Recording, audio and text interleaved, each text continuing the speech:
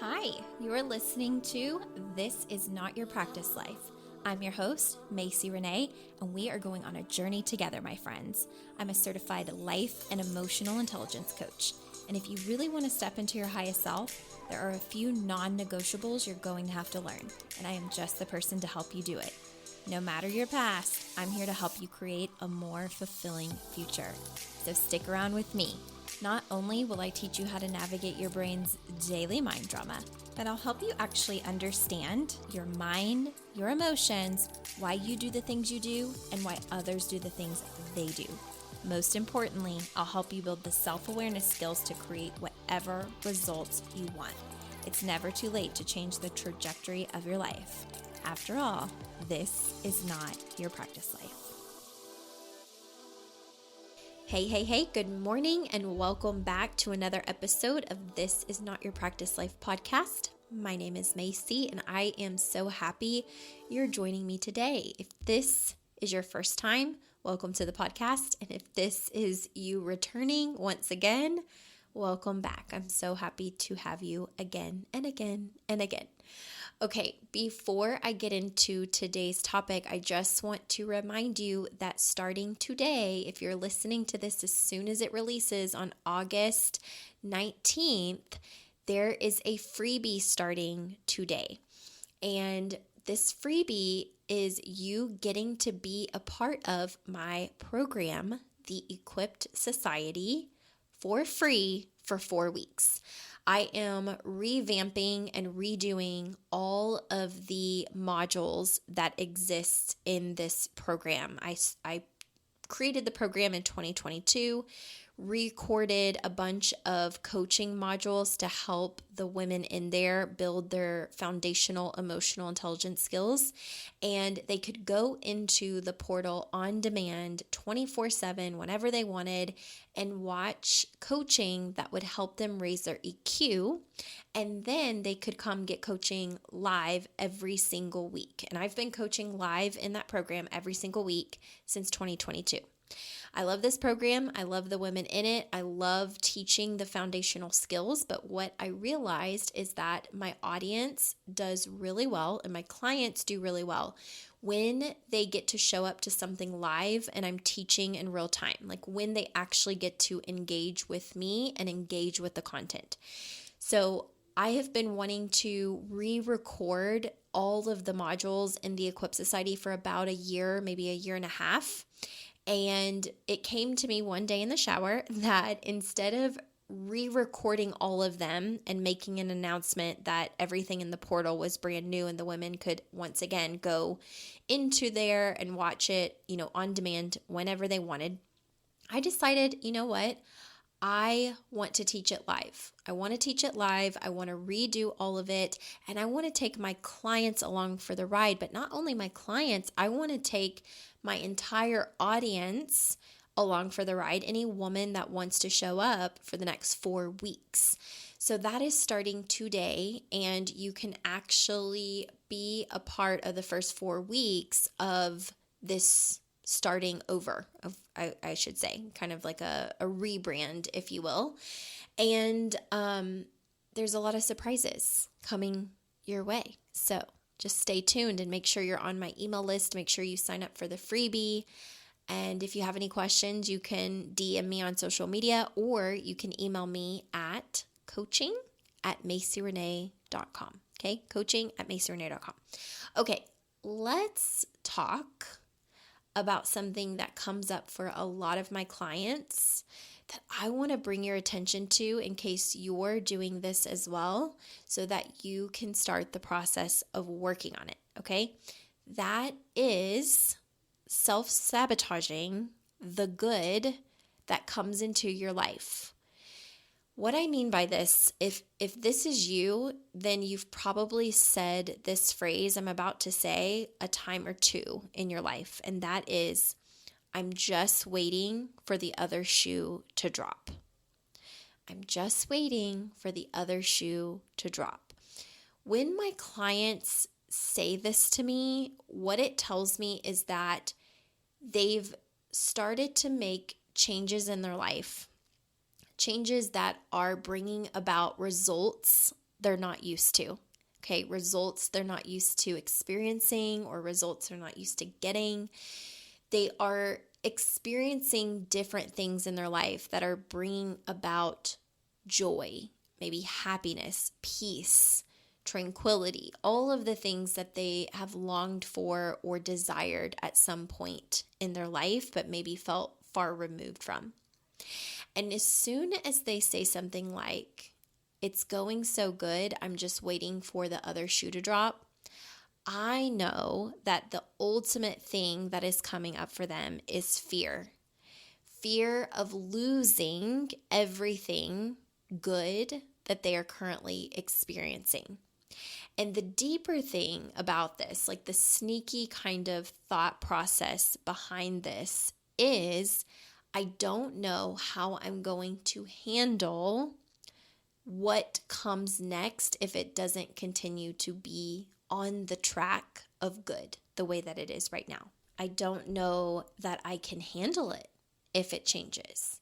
This is what I'll hear, and I'll see such hesitation in them where what happens is oftentimes they will sabotage the good themselves. And it's that whole concept that I've taught on the podcast in the past, and that I even teach clients now, of failure ahead of time. So failure ahead of time is when we will self-sabotage or sabotage in general something way before it's necessary or ever necessary, because we don't want to feel uncomfortable emotions.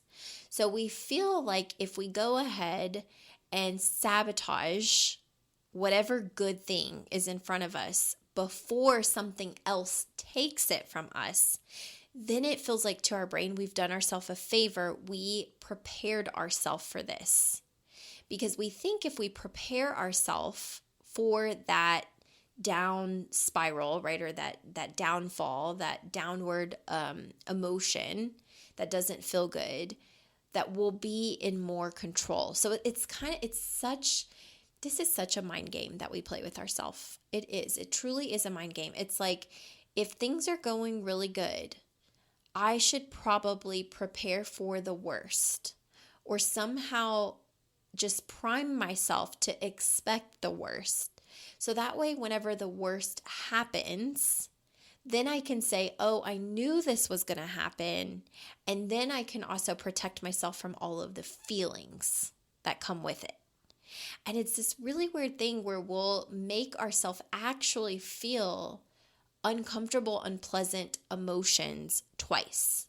Because the truth of the matter is we think we can prepare ourselves so much that when tragedy strikes or when disappointment strikes, we think we can outsmart ourselves and that we won't feel feelings. But that is not true. Feelings are going to come if you're a human, because feelings and emotions are a part of the human experience. So really what our practice has to be is allowing has to be the skill that we develop, okay? Because really what that means is, if things are going really good, I'll just allow it in my life. Like, I won't resist good coming into my life and fear that it's going to be taken away. I'm going to allow all of this goodness to continue to happen in my life without removing it for myself, okay? But then the second practice is, that deep allowance of, and if something were to happen where it feels like the other shoe has dropped, or something gets ripped up from underneath me, or I lose my breath because I wasn't expecting things to take a turn, the allowance is knowing I will be okay, because I know how to deal with hard things. I know how to carry myself through challenging emotions. I know how to allow myself to feel feelings and to lean in rather than pull away and resist. Because the thing about feelings is, what we resist persists. It's like we never really truly escape emotion, even with buffering. Like, even with buffering, emotion is still there. Everything is building up. It just becomes something bigger that we have to address later. And so, part of our real superpower and a part of our real work is the allowance of emotions to be there and not making it problematic, not making it mean that, the world's out to get us or the universe is out to get us, or of course things are going to go bad because, this is my luck. Like, we really have to stop making even the other shoe dropping a personal attack, because the truth of the matter is, in life, the ebb and flow of life is that you're going to have really high peaks and really low valleys. You're going to have really great things happen and you're going to have really challenging things happen. And no one is exempt from any of that. How you come out of it really is determined by what emotional awareness you have, the emotional intelligence you have, your resilience, your coping mechanisms. That's what really helps when you're in those valleys and when you're really feeling all the feelings. And so I just want to remind you that life does get to be good. Okay, it really does. Like, you do not have to prepare yourself for disaster to strike. Let the good be good in your life. And every time your brain tries to say, like, it's been going good for a while, now it's bound to go bad. Like, every time you notice that, every time your brain offers the other shoe is going to drop or it's just too good to be true, settle into the feeling that even if something were to happen, you are well equipped to feel it as long as you lean into those emotions, and it's okay.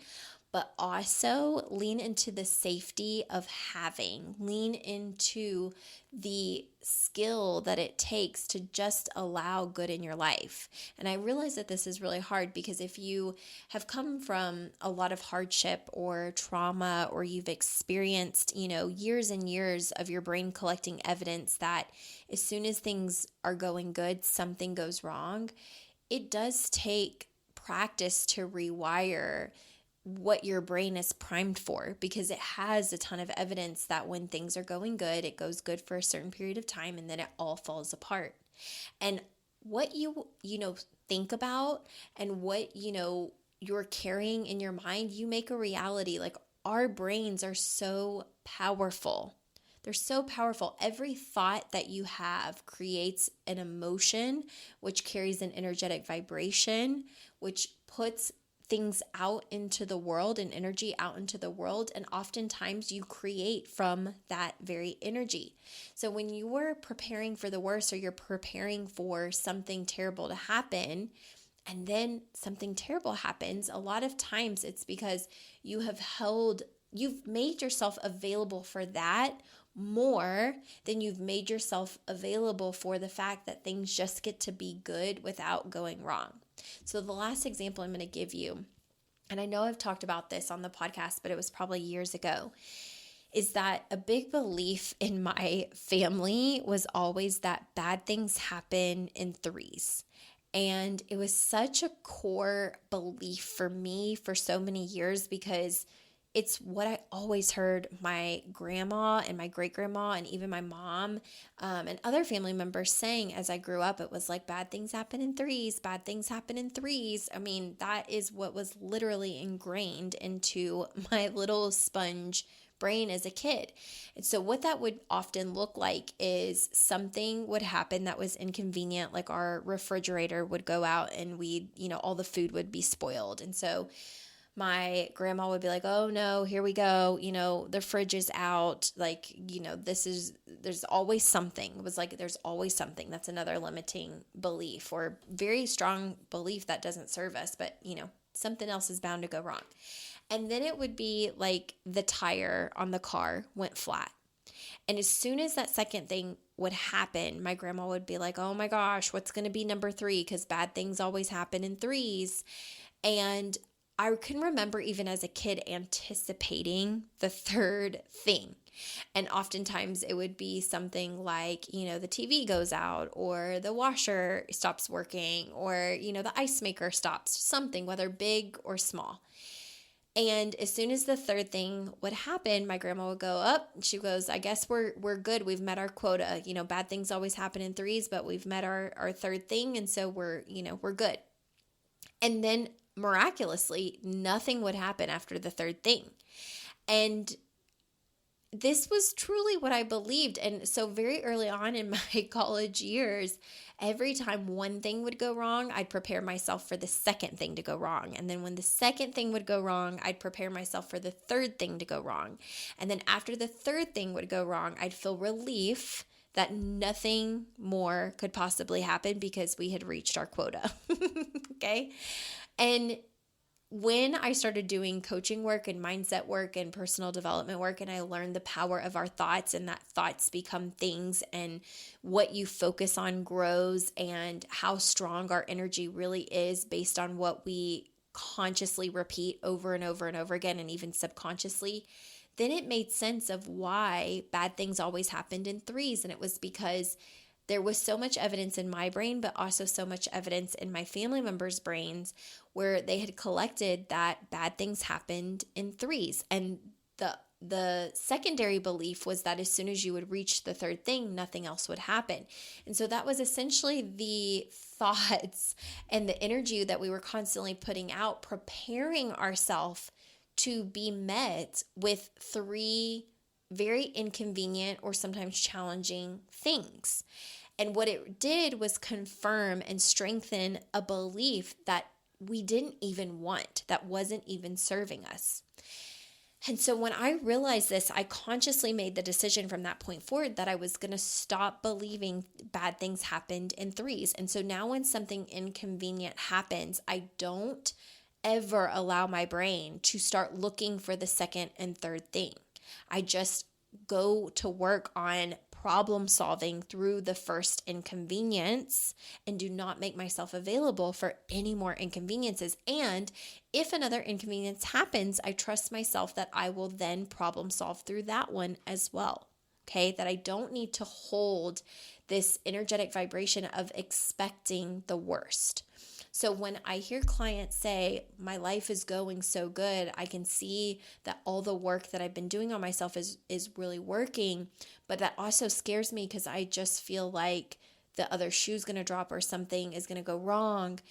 What I hear more than anything is I'm afraid that if something goes wrong, it means something's going to go wrong for a long time, or it means it's going to be permanent, or it means it's not going to be good again, or it means it's going to take a long time for it to be good again, or it means I can't handle the emotions around it. And so I want you to really call yourself out when this is happening for you, not to you, for you, because it just shows you what you're making yourself energetically available for. And rather than make yourself energetically available for something you don't want, what if you just switch that energy to be more available for more of what you do want, which is that life just gets to be joyous and good as much as possible. And if there is a time where it doesn't feel joyous and it feels like you're in a valley, you are equipped with the skills to pull yourself out of said valley, and that it's going to be okay, and it's not forever. It's not long lasting. There's something on the other side. I really do believe that life is always happening for us, not to us. And I think taking on that belief and philosophy can be very, very powerful for you, because it really helps you see where every little thing is aligning in your life to point you and get you to the results you ultimately want. So it's kind of like if some door is shutting in your face, there's trust that there's going to be something better, and that you're always being protected from things that are not going to work in your favor. And so I like to think of it like that. Anytime there's an inconvenience, anytime there's something that doesn't feel like it's working for me, I always like to catch my brain and try to find the lesson, try to find the good, try to find why that thing happening for me is the best thing that could have happened, because it's only going to make me stronger, or it's only going to get me closer to what I want, or it's only protecting me from something that I didn't want. And so I encourage you to think about that for yourself. Okay? All right, I will see you next week. And again, 4 weeks of freebie coaching. If you want to be involved, make sure you go to MacyRenee.com, sign up on my email list. That way, whenever you get emails inviting you to something, you can join us. And it's open to women of all ages. So if that's you and you want to join, you're not too late, and I'd love to see you there. All right, see you next week.